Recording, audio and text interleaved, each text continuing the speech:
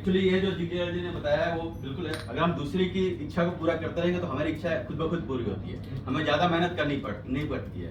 तो हमें हमेशा जो दूसरों की आस्क पे नोटिस करना है कि हमारी आस्क क्या है दूसरों की। You know about myself, ये है the importance of giving. The next time you give, ask yourself why you are doing it and consider the true meaning behind it. Your desire to give may be result of various impulsion and emotion such as kindness and or guilt. No need to judge, just notice and see what come up.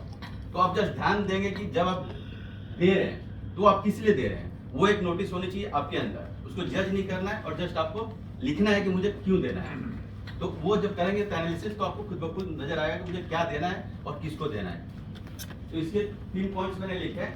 Specific choices, name of person whom you know can add value to others life. दूसरे के life में क्या add कर रहा है value. Through thorough you easy approachable, कोई भी अगर आप देते हैं गिफ्ट तो वो आपके थ्रू अप्रोचेबल इजी हो जाता है।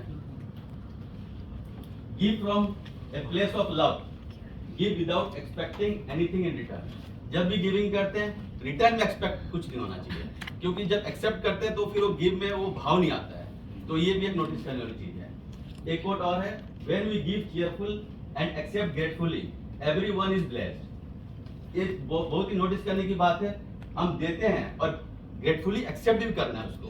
अगर कोई हमें दे रहा है तो उसकी एक्सेप्ट भी ग्रेटफुली होनी चाहिए, तब जाके उसकी वैल्यू बढ़ती है। द इंपॉर्टेंस ऑफ आस्क, मैंने कुछ लाइन लिखे हैं। Asking is necessary and important while giving feels wonderful, it only works when there is ask. allowing yourself to be gracious asker is humbling experience and it is truly an act of love because it offers a chance for others to give. तो ये भी गौर करने वाली बात है कि जब हम आस्क कर रहे हैं तो वो क्यों होनी चाहिए। जिसके मैंने 3 पॉइंट लिखे हैं। It should be specific, person name, department and company name. It should be clear message and clear purpose. जब भी हम आस्क करते हैं तो वहां पर पर्पस हमारी डिफाइन होनी चाहिए कि हमारी आस्क में पर्पस आ रहा है कि नहीं। अगर पर्पस आएगा तो आगे वाले को भी क्लियर मिलता है message.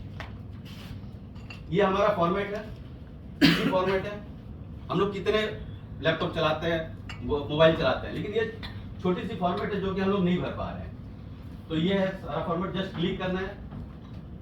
Email ID, name, company name, give and ask and submit, that's all. I think 2 minute से ज्यादा इसमें लगना नहीं है टाइम आपका। एग्जाम्पल के तौर पे जस्ट मैंने इसी से पिक किया अपनी डायरेक्टरी से। गिव में किस तरीके लिखना है, आस्क कैसे लिखना है। जैसे गिव में लीगल डिपार्टमेंट DMRC, आस्क के मारुति जनरल पार्टी स्टॉक। तो ये अपनी डायरेक्टरी से मैंने पिक किया। No need to explain regarding this. Thank you so much. Very good, let's clap for Ajit.